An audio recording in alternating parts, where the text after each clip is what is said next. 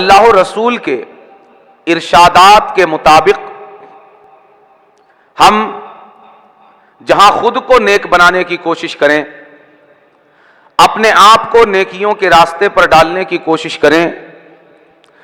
اپنے آپ میں رب کی نافرمانیوں سے بچنے، رب کو ناراض کرنے والے کاموں سے دور رہنے اور حضور آقا کریم صلی اللہ علیہ وآلہ وسلم کی رضا جوئی کے کاموں میں اپنی زندگی کو صرف کرنا، یہ جس طرح ہمارے لیے ضروری ہے، اسی طرح ہم پر یہ بھی ضروری ہے کہ ہم اس سفر میں تنہا نہ ہوں، بلکہ اس سفر میں ہمارے تمام اہل خانہ، ہمارے تمام زیر دست اور ہمارے تمام اہل و عیال اور بالخصوص ہمارے بیوی بچے اور ہماری اولاد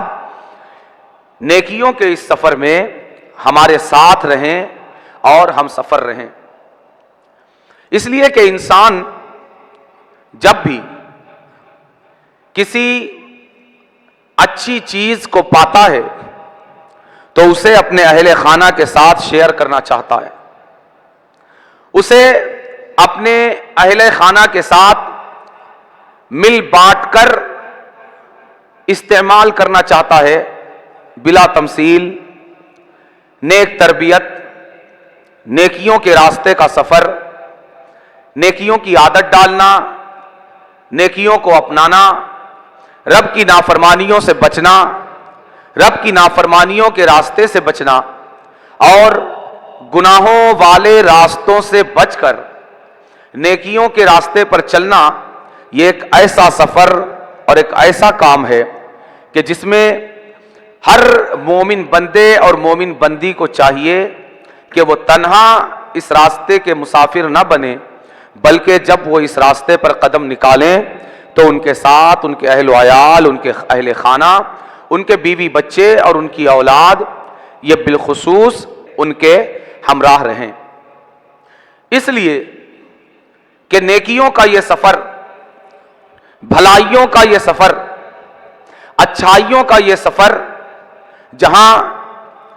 ان کی زندگی میں دنیا کے اندر خوشیاں لے کر آئے گا، دنیا کے اندر انہیں کامیابی عطا کرے گا، وہیں آخرت میں بھی سرخروئی عطا فرمائے گا، آخرت میں بھی کامیابی ان کا مقدر کر دے گا۔ اور اگر یہ سفر تنہا جاری رہا، نیکیوں کا یہ سفر، بھلائیوں کا یہ سفر، رب کی رضا جوئی کا یہ سفر، اگر کوئی انسان، کوئی مسلمان مرد، کوئی مسلمان عورت اگر اسے تنہا طے کرنے کی کوشش کرتے ہیں تو پھر وہ کبھی بھی اللہ تبارک و تعالیٰ کی بارگاہ میں اس راستے پر اپنے اہل و عیال کو فراموش کر کے اور انہیں بھول کے، اپنے بیوی بچوں کو اس راستے کا مسافر نہ بنا کے کبھی بھی سرخرو نہیں ہو سکتے۔ اس لیے ضروری ہے کہ جب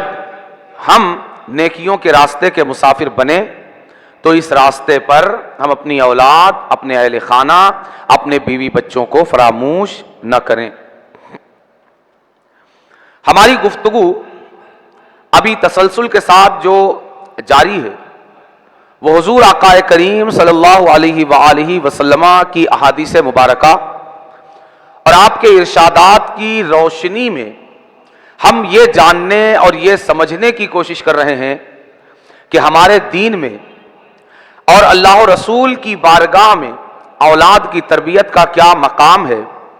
کیا اہمیت ہے، اور یہ کتنی بڑی ذمہ داری ہے جو ماں باپ کے کاندھوں پر رکھی گئی ہے۔ یہ تو ہمیں معلوم ہے کہ اولاد جب پیدا ہوئی تو اسے کھلانے کا ذمہ اللہ نے کس کو دیا؟ یہ ہمیں معلوم ہے کہ ہمارے گھر میں جب اولاد پیدا ہوئی ہے تو اس کو پہنانے اڑھانے کا ذمہ اللہ نے کس کو دیا؟ یہ ہمیں معلوم ہے کہ ہمارے گھر میں جب اولاد پیدا ہوئی تو اس کی دیکھ بھال کا ذمہ اللہ نے کس کے سر دیا ہے؟ ہم کبھی یہ نہیں سوچتے اور ہمارا یہ خیال کسی درجے میں بھی نہیں ہوتا کہ بچہ ہمارے گھر پیدا ہوا ہے، मगर ये किसी पड़ोसी के घर में खा पी के बड़ा हो जाएगा। हम ये कभी नहीं सोचते कि जो बच्चा हमारे घर की चार दीवारी में जिसने जन्म लिया है और आंखें खोली हैं, कोई पड़ोसी इसे लाकर पहना उड़ा देगा। नहीं, पड़ोसी लाकर पहनाए भी तब भी, पड़ोसी लाकर खिलाए तब भी हम खुद उसके खाने पीने, उसके पहनने ओढ़ने का इतना ख्याल रखते हैं कि हमारे दूसरे पड़ोसी, दूसरे रिश्तेदार हमारे बच्चों के लिए इतने कपड़े लाते हैं कि अगर हम उनके बचपन के तमाम अय्याम में अगर कोई कपड़ा ना लें तब भी दूसरों के लाए हुए कपड़े काफी होंगे। लेकिन कपड़ों के ताल्लुक से हम इतने हसास और अपनी इतनी जिम्मेदारी महसूस करते हैं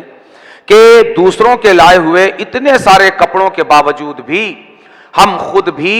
अपने बच्चों के लिए उतने ही कपड़े खरीद कर लाते हैं। क्यों? इसलिए कि हम अपने बच्चों को दूसरों के लाए हुए कपड़ों के भरोसे जिंदगी के रास्ते पर आगे नहीं बढ़ने देना चाहते। वो लाएं सर आंखों पर, मगर हम ये जिम्मेदारी खुद भी अदा करना चाहते हैं कि वो लाएंगे और हम उन कपड़ों को भी पहनाएंगे, लेकिन हम भी अपने तौर पर ये जिम्मेदारी जरूर अदा करेंगे। इसी तरह खाने के ताल्लुक से हम बच्चों को खिलाने पिलाने की जिम्मेदारी किसी महिला और किसी पड़ोस पर नहीं छोड़ते, बल्कि महल्ले वाले हजार अच्छे हों, हजार मिलनसार हों, हजार गमगुसार हों, मगर उसके बावजूद हम अपने बच्चों के खाने पीने के हवाले से उनकी कफालत और उनके खाने पीने की जिम्मेदारी हम बजाते खुद अदा करना चाहते हैं। मेरी माँ और बहनों, अल्लाह तबारक व तआला ने एक भूख का निजाम रखा है कि अगर हमारे बच्चों को, हमारी औलाद को अगर उनकी भूख न मिटाई गई, पेट की भूख न मिटाई गई, प्यास न मिटाई गई, तो इनकी सेहत खराब हो जाएगी, इनका बदन बिगड़ जाएगा, जिस्म का निजाम खराब हो जाएगा, लागरी आ जाएगी, कमजोरी आ जाएगी, ज़ौफ आ जाएगा, नकाहत इसे घेर लेगी। इसी तरह अगर हमने अपनी औलाद की बरहनगी को दूर नहीं किया, इनके लिए कपड़ों का इंतजाम नहीं किया, कपड़ों के हवाले से इनकी जो जरूरत है अगर हमने उस जरूरत को पूरा नहीं किया, तो हमारे बच्चे बरहनगी की हालत में ये परवान चढ़ेंगे और इससे इनका जो मुआशरती मियार है वो तहस नहस हो जाएगा। इसी तरह मेरी माँ और बहनों, जिस तरह अल्लाह तबारक व तआला ने पेट को एक भूख अता फरमाई है, पेट को एक प्यास अता फरमाई है, बदन को कपड़ों से ढांकने की एक जिम्मेदारी अता फरमाई है, इसी तरह अल्लाह तबारक व तआला ने इंसानी वजूद को एक अखलाक की प्यास अता फरमाई है, एक किरदार की भूख अता फरमाई है, एक सीरत की बेहतरी की जिम्मेदारी अता फरमाई है कि अगर इस भूख को पूरा नहीं किया गया, खाने की भूख अगर आप पूरा नहीं करेंगे, पानी की प्यास अगर आप नहीं मिटाएंगे, तो क्या होगा? इससे बदन बिगड़ेगा। लेकिन ये बदन, मुझे भी पता है और आपको भी, ये 4 रोजा जिंदगी की चीज है। लेकिन इसके बिलमुकाबिल अगर हमने अपनी औलाद की अखलाक की प्यास नहीं बुझाई, किरदार की भूख नहीं मिटाई और सीरत के हवाले से जो जिम्मेदारियां हैं अगर हमने इसे पूरा नहीं किया, तो याद रखिए इससे सिर्फ बदन पर असर नहीं पड़ेगा, बल्कि इससे रूह बिगड़ जाएगी, इससे बातिन बिगड़ जाएगा, इससे दिल खराब हो जाएगा, इससे दिमाग खराब हो जाएगा और सिर्फ दुनिया तबाह बर्बाद नहीं होगी, बल्कि हमेशा की जिंदगी जो इस जिंदगी के बाद आने वाली है, जिसे हम आखिरत कहते हैं, वो जिंदगी भी तबाह बर्बाद होकर रह जाएगी। इसीलिए हमारे दीन ने और बिलखुसूस हुजूर आकाए करीम सल्लल्लाहु अलैहि वसल्लम ने औलाद की तरबियत की जिम्मेदारी और उसकी अहमियत को जां बजां उजागर फरमाया है और अपनी उम्मत को इस हवाले से एहसास दिलाने की पूरी तरह कोशिश और साई फरमाई है। आज जो हदीस मुबारक हमारे पेशे नजर है, सरकार का जो फरमान आज हमारे सामने है, سرکار اس میں ارشاد فرماتے ہیں من کان لہو سلاسو بنات، من کان لہو سلاسو بنات فاحسن صحبتہن واتقى اللہ فیہن فلہ الجنہ۔ حضور آقا کریم صلی اللہ علیہ وآلہ وسلم ارشاد فرماتے ہیں کہ جس کی 3 بیٹیاں ہوں، کتنی؟ 3 بیٹیاں ہوں، اور وہ ان کی اچھی تربیت کرے، ان کی اچھی اور عمدہ پرورش کرے، ان کے ساتھ اچھا وقت گزارے، ان کے ساتھ بھلائی سے رہے اور ان کے بارے میں اللہ سے ڈرتا رہے، فلہ الجنہ، سرکار فرماتے ہیں تو اس کے لیے جنت کی خوشخبری۔ آپ دیکھیے ادھر چند ہفتوں سے ہم مسلسل جو گفتگو کرتے آ رہے ہیں اس میں حضور آقا کریم صلی اللہ علیہ وآلہ وسلم کے جو ارشادات فرمودات ہمارے پیش نظر رہے، اس میں ہم نے دیکھا کہ سرکار صلی اللہ علیہ وآلہ وسلم نے خاص کر اولاد، خواہ وہ لڑکے ہوں یا لڑکیاں، سرکار نے مطلقاً اولاد کی تربیت کے حوالے سے ہمیں احساس دلایا اور ہماری آنکھیں کھولنے کی کوشش اور سعی فرمائی۔ آج جو فرمان مبارک ہمارے سامنے ہے، اس فرمان کا ایک انتہائی خاص اور انتہائی اہم پہلو یہ ہے کہ اس فرمان میں حضور آقا کریم صلی اللہ علیہ وآلہ وسلم یہ خاص کر ان اولاد کی تربیت کے حوالے سے اپنی امت کو آگاہ فرما رہے ہیں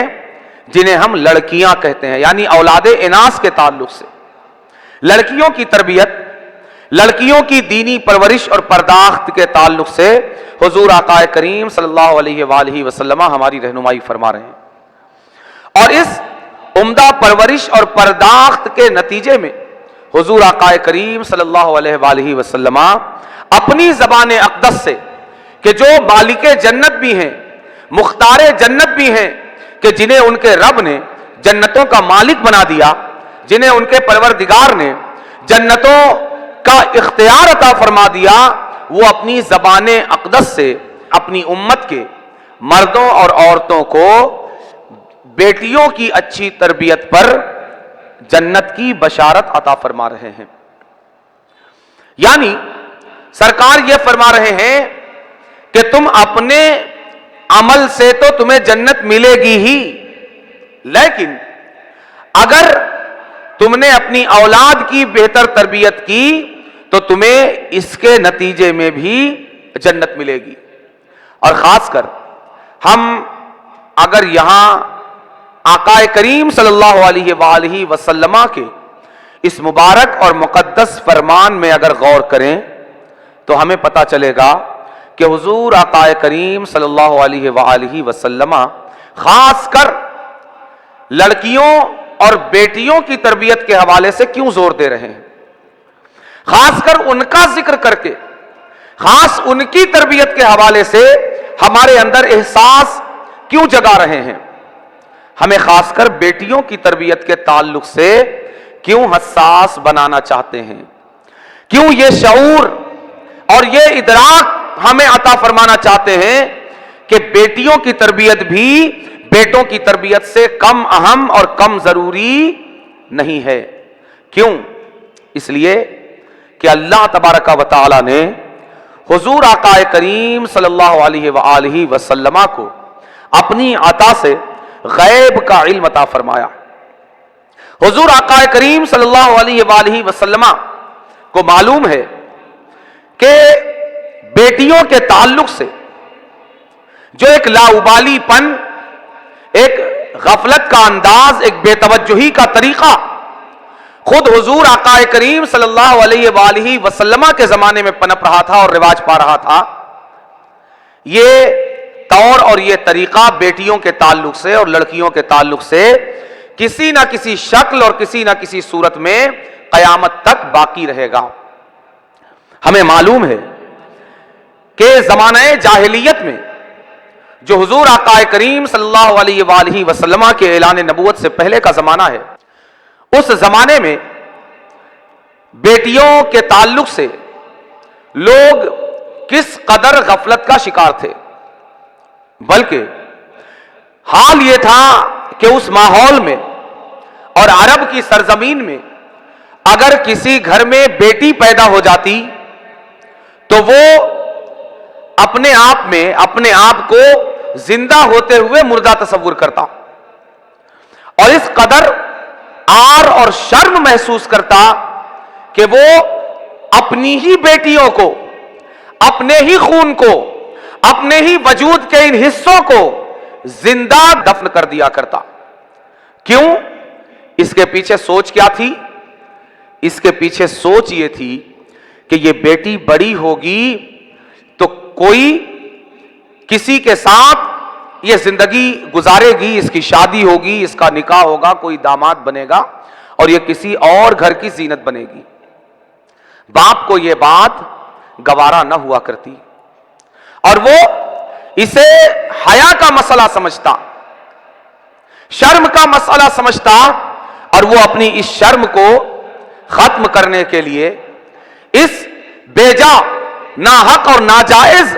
शर्म और हया के दायरे से निकलने के लिए यह बदतरीन और घिनौना कारनामा अंजाम देता कि अपने ही खून और अपनी ही बेटियों को अपने ही हाथ से गड्ढा खोद कर जिंदा दफन कर देता। ऐसे माहौल में यह इस्लाम की अजीम खूबसूरती और इस्लाम का तारीख इंसानी में बहुत बड़ा कारनामा है, इंतहाई अजीम कारनामा है। इस्लाम ने इंसानियत को इस बदतरीन रास्ते से निकालकर इस नेकियों के रास्ते पर डाला कि बेटियां ये शर्म का बाइस नहीं, हया का बाइस नहीं, बल्कि ये तो तुम्हारी इज्जत और तुम्हारी आजमतों में चार चांद लगाने की चीज है। बेटियां तो दिल का टुकड़ा हैं,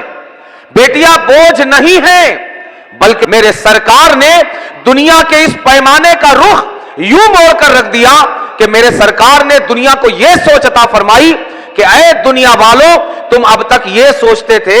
कि बेटियां ये जिल्लत और रुसवाई का सबब है, नहीं, इस्लाम की तालीम ये है और मैं मोहम्मद सल्लल्लाहु अलैहि वसल्लम तुम्हें यह बताने आया हूं कि बेटियां तो तुम्हारे जन्नत में दाखिले का सबब है, बेटियां तुम्हारे जन्नती होने का जरिया हैं। बेटियां ये अल्लाह तबारका व तआला की अजीम नेमत है। बेटियां अल्लाह तबारका व तआला की ऐसी अजीम अता है कि अगर सरकार फरमाते हैं कि अगर तुम इनकी अच्छी तरबियत करो और इनके बारे में अल्लाह से डरते रहो तो तुम्हें जन्नत की खुशखबरी है। हुजूर आका करीम सल्लल्लाहु अलैहि वसल्लम की निगाहें देख रही थी कि बेटियों को जिंदा दरगोर करने की यह रस्म बज़ाहिर खत्म हो जाएगी, मगर कयामत तक आने वाला इंसान बेटियों के ताल्लुक से गफलत और बेतवज्जुही बरतने से बाज नहीं आएगा,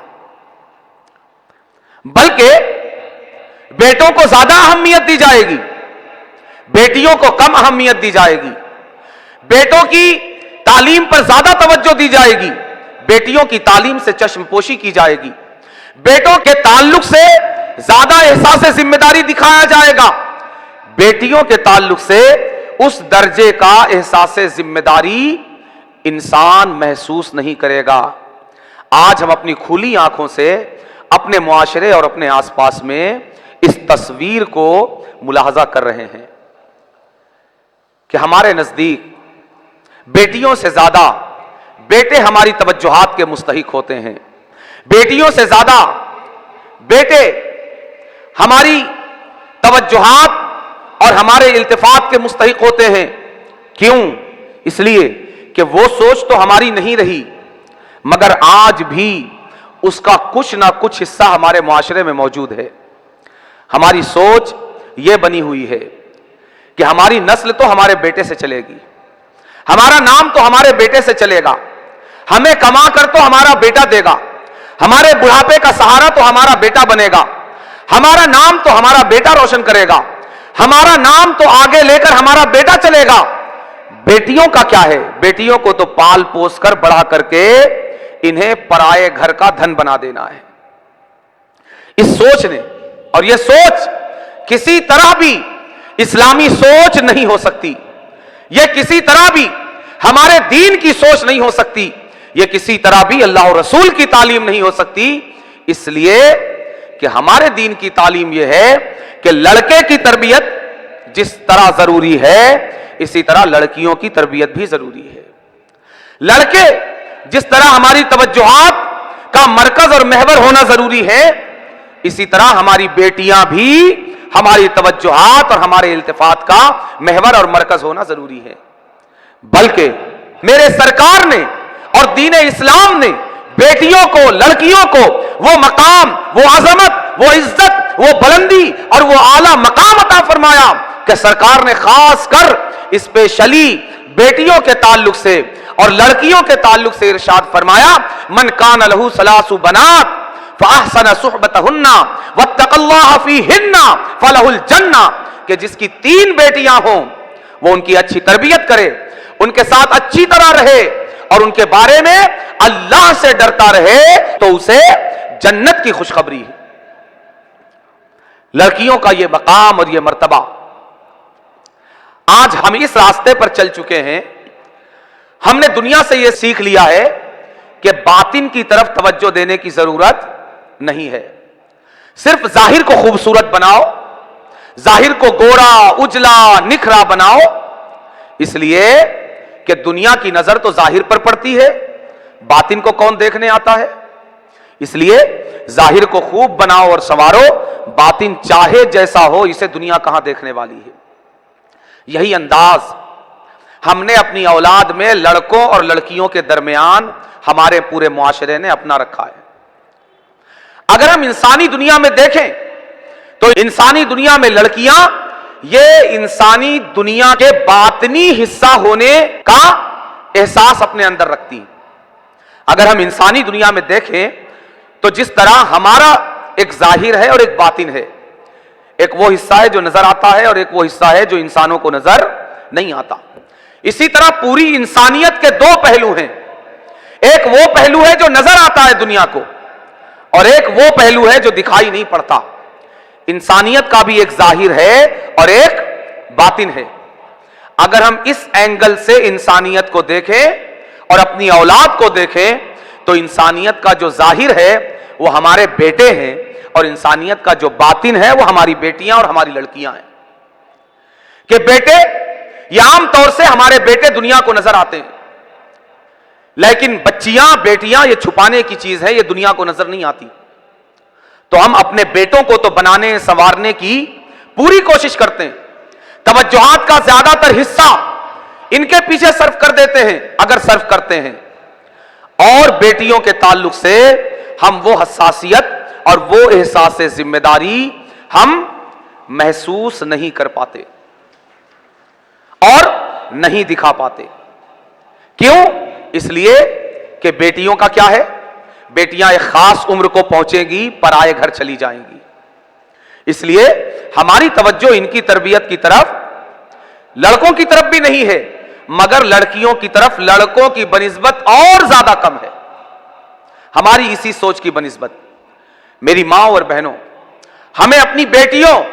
और अपनी प्यारी लड़कियों की तरफ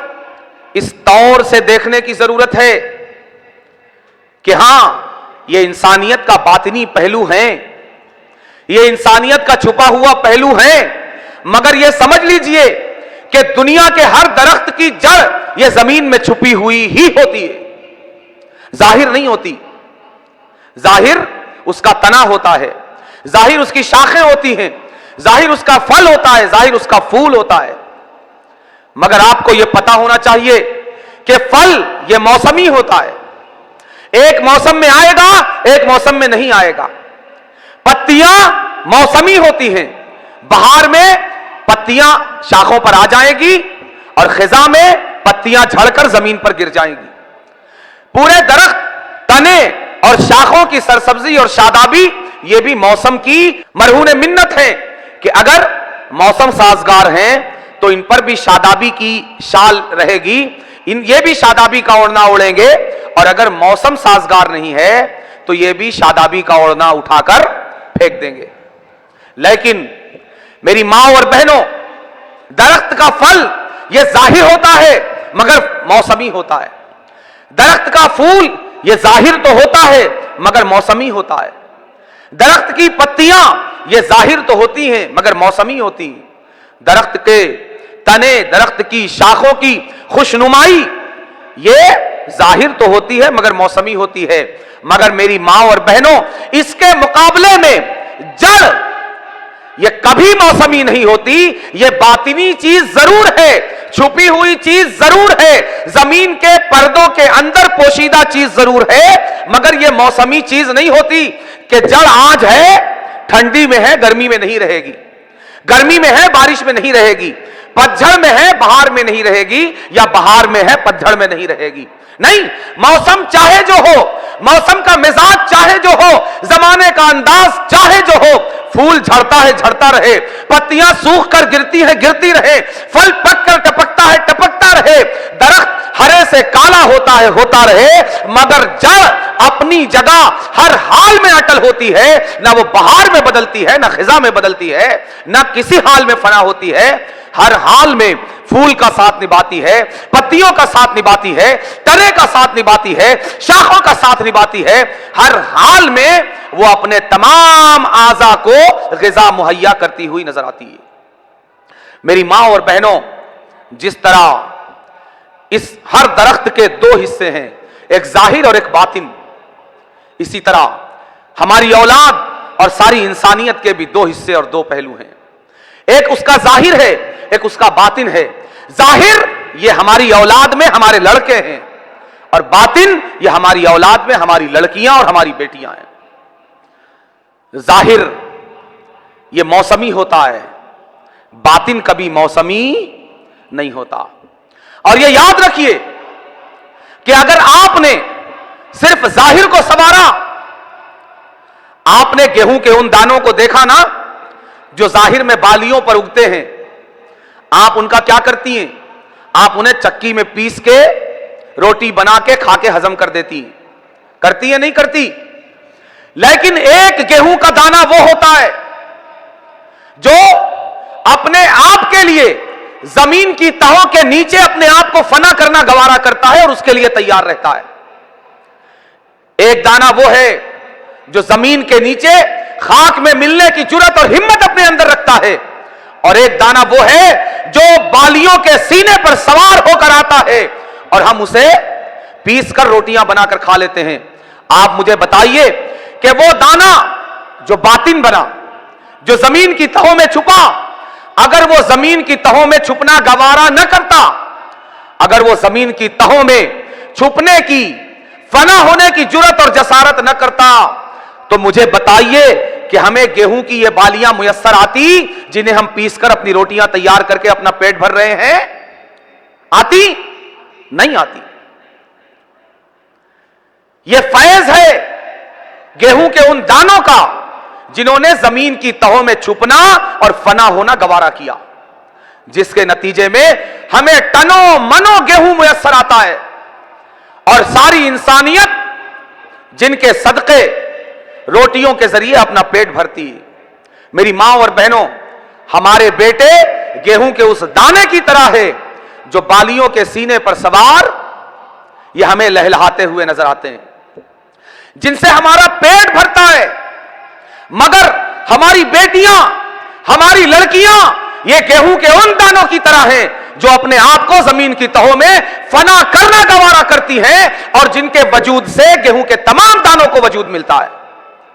कि अगर ये बेटियां ना होती, अगर हमारी ये लड़कियां ना होती, तो गेहूं का एक दाना भी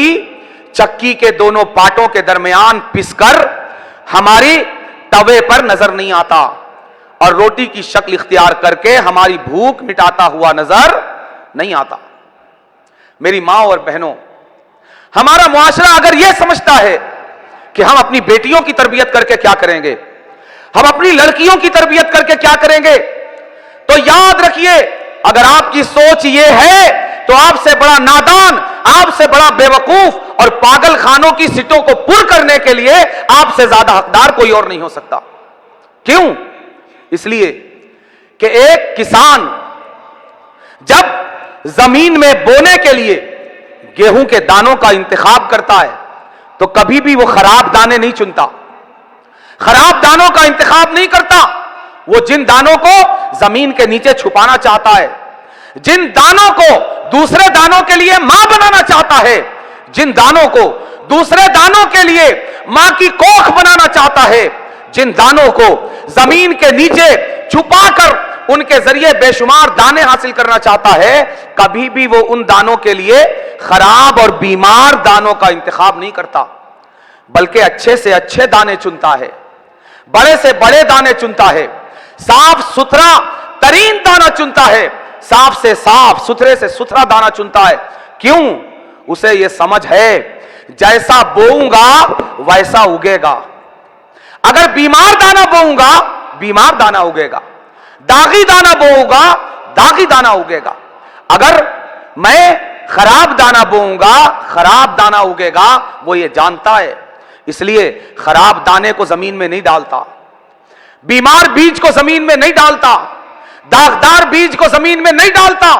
बल्कि उसके पास मौजूद तमाम दानों में बेहतरीन दाना, उम्दा तरीन दाना, खूबसूरत तरीन दाना, साफ शफाफ तरीन दाने का इंतखाब करता है, ताकि जब ये बीज जमीन में जाएं तो इनकी कोख से जो दाने ऊपर आए और मेरा खेत जब गेहूं की बालियों से लहलहाए तो उन बालियों में कोई बीमार दाना नहीं, कोई गंदा दाना नहीं, कोई दागदार दाना नहीं, बल्कि साफ सुथरा सेहत बख्श दाना हमारे खेत की जमीन में लहलहाए। मेरी मां और बहनों, जिस तरह एक किसान अपनी खेत की जमीन में बोने के लिए बेहतरीन दाने का इंतखाब करता है, मेरी मां और बहनों, बिला तमसील हमारी बेटियां, हमारी लड़कियां, ये उम्मत का वो पहलू, वो सरमाया, वो खजाना, वो दफीना है कि जो इस उम्मत को परवान चढ़ाने में अपना अजीम किरदार अदा करती है और अपना अजीम रोल प्ले करती है। अगर ये ना हो तो उम्मत का आगे का सफर खत्म होकर रह जाए। उम्मत आज 1500 साल बाद भी जो नजर आ रही है, सहाबा के बाद ताबईन, ताबईन के बाद अतबाए ताबईन, ये गौस, ये ख्वाजा, ये मखदूम, ये महबूब इलाही, ये ख्वाजा कुतुब, ये बाबा फरीद, ये सरकारे ताजुल औलिया, ये हमें जो मिले हैं ये आसमान से टपक कर नहीं आए, बल्कि ये हमारे ही घरों की चार दीवारी में पैदा होने वाली और खिलने वाली कलियों की कोशिशों और कुर्बानियों का नतीजा है। इसलिए याद रखिए कि अगर इस उम्मत के बेटों को अगर किरदार का गाजी बनाना है तो हमें अपनी बेटियों की अच्छी तरबियत करनी होगी। लड़कों से पहले उन्हें किरदार का गाजी बनाना पड़ेगा, लड़कों से पहले उनके अखलाक के ताल्लुक से हमें तवज्जुहात देनी होगी। क्यों? इसलिए कि दुनिया का हर मर्द इसी आगोश में खेलकर किलकारियां भरकर कल का नौजवान बनने वाला है, कल का उम्मत का एक जिम्मेदार फर्द बनने वाला है। मेरी मां और बहनों, हमें इस पहलू के ताल्लुक से हसास होना चाहिए और इसीलिए हुजूर आकाए करीम सल्लल्लाहु अलैहि वसल्लम लड़कियों के ताल्लुक से स्पेशली अलग से इरशाद फरमाते हैं कि जिसकी 3 बेटियां हों और वो उनकी अच्छी तरबियत करे, उनके साथ अच्छा साथ निभाए और उनके बारे में अल्लाह से डरे तो उसके लिए जन्नत की खुशखबरी है। और सिर्फ 3 बेटियों के लिए नहीं, कोई मायूस ना हो, ये बेटियां हैं, ये कभी मायूस नहीं करती, ये कभी दिल दुखाने का जरिया नहीं बनती। इस रिवायत में 3 बेटियों के ताल्लुक से फरमाया, दूसरी रिवायात में यही बात सरकार ने 2 बेटियों के ताल्लुक से भी इरशाद फरमाई और बाज रिवायात में यही बात 1 बेटी के ताल्लुक से भी वारिद हुई। बल्कि 2 बेटियों के ताल्लुक से सरकार ने यह फरमाया कि जिसकी 2 बेटियां हो और वो उसकी अच्छी तरबियत करे, तो फरमाया काना मई फिल जन्ना, तो वो अच्छी तरबियत इन बेटियों की करने वाला मेरे साथ जन्नत में होगा, मेरे साथ जन्नत में होगा। और किस तरह होगा? सरकार ने अपनी दरमियान वाली और शहादत वाली उंगली को इस तरह जोड़कर बताया कि इस तरह जैसे ये 2 उंगलियां साथ साथ हैं, ایسے ہی وہ باپ اور گھر کا وہ ذمہ دار، وہ مسلمان مرد اور وہ مسلمان عورت جن کے یہاں 2 بیٹیاں ہوں اور وہ ان کی اچھی تربیت کریں تو وہ اس طرح میرے ساتھ جنت میں ہوگا جیسے یہ دونوں انگلیاں ایک ساتھ موجود ہیں۔ یہ شان ہے بیٹیوں کی۔ بیٹیاں بوجھ نہیں ہیں، بوجھ ہم نے بنایا ہے۔ بیٹیاں تو بوجھ ہلکا کرنے والی ہیں، بیٹیاں تو کاندھوں کا بوجھ اتارنے والی ہیں۔ ارے اس سے بڑا بوجھ کون سا ہوگا کہ انسان جہنمی ہونے کے خوف سے گھلا جائے۔ جہنمی ہونے سے بڑا بوجھ کوئی اور بوجھ ہو سکتا ہے؟ کوئی بوجھ نہیں ہو سکتا۔ مگر میرے سرکار نے اس بوجھ کو ہلکا کرنے کا ذریعہ ہماری بیٹیوں کو بنایا ہے کہ اگر تم نے ان بیٹیوں کی اچھی تربیت کی تو تمہیں جنت کی خوشخبری ہے۔ بیٹیاں بوجھ نہیں بلکہ بیٹیاں بوجھ اتارنے اور بوجھ ہلکا کرنے کا ذریعہ ہے۔ اور پھر ایک اور کلمہ سرکار نے اس حدیث پاک میں ارشاد فرمایا، وَاتَّقَ اللَّهَ فِيهِنَّ، ارشاد فرمایا کہ اور ان کے بارے میں اللہ سے ڈرتا رہے، یعنی ان کی تربیت اتنی ضروری، اتنی اہم ہے کہ میرا رب بذات خود سب کچھ دیکھتا ہے مگر لڑکیوں کی تربیت کو خاص کر ملاحظہ فرماتا ہے کہ ماں اور باپ سے سرکار ارشاد فرما رہے ہیں کہ ان کے بارے میں اللہ سے ڈرو۔ کیوں؟ اس لیے کہ اگر تم نے ان کی اچھی تربیت نہیں کی نسلیں برباد اور تباہ ہوگی، یہ مسلمان امت تباہ و برباد ہو کر رہ جائے گی۔ اگر ایک بیٹی کی اچھی تربیت نہ ہوئی، اگر ایک بیٹی کی تربیت کے تعلق سے غفلت کی گئی، اگر ایک بیٹی کی تربیت کی طرف پوری طرح توجہ اور التفات نہ کی گئی تو یاد رکھیے یہ صرف ایک بیٹی یا ایک گھر کا نقصان نہیں بلکہ ایک نسلوں کا نقصان ہوگا۔ اس لیے فرمایا وَاتَّقَ اللَّهَ فِيهِنَّ، ان کی اچھی تربیت بھی کرو اور ان کی تربیت کے بارے میں اللہ سے ڈرتے رہو۔ کیوں؟ اس لیے کہ یہ انسانی نسل کی وہ پہلی اینٹ ہے کہ پھر اب ان کے اوپر دیوار جو بھی کھڑی ہوگی وہ انہی کے مطابق کھڑی ہوگی۔ اگر ان کی تربیت سیدھی ہے تو ان پر کھڑی ہونے والی نسلوں کی دیوار سیدھی کھڑی ہوگی، اور اگر ان کی تربیت میں ٹیڑھ رہ گیا، کمی رہ گئی، بگاڑ رہ گیا تو ان کی بنیاد پر کھڑی ہونے والی آنے والی نسلوں کی دیوار بھی کبھی سیدھی نہیں ہو سکتی۔ اگر وہ آسمانوں کی بلندیوں تک بھی چلی جائے تو ٹیڑھی ہی رہے گی۔ اس لیے وَاتَّقَ اللَّهَ فِيهِنَّ، اور بیٹیوں کی تربیت میں اللہ سے ڈرو۔ کیا مطلب؟ یہ مت سوچو کہ اسے صرف کپڑا کیسا پہنایا جائے، صرف یہ مت سوچو کہ اسے کپڑا کیسا پہنانا ہے، صرف یہ مت سوچو کہ اسے کھانا کیسا کھلانا ہے، صرف یہ مت سوچو کہ اس کے لیے زیور کیسے بنانے ہیں، صرف یہ مت سوچو کہ اس کے لیے چپلوں اور جوتیوں کی جوڑیاں کتنی جمع کرنی ہے، صرف یہ مت سوچو کہ اسے جہیز کیسا دینا ہے۔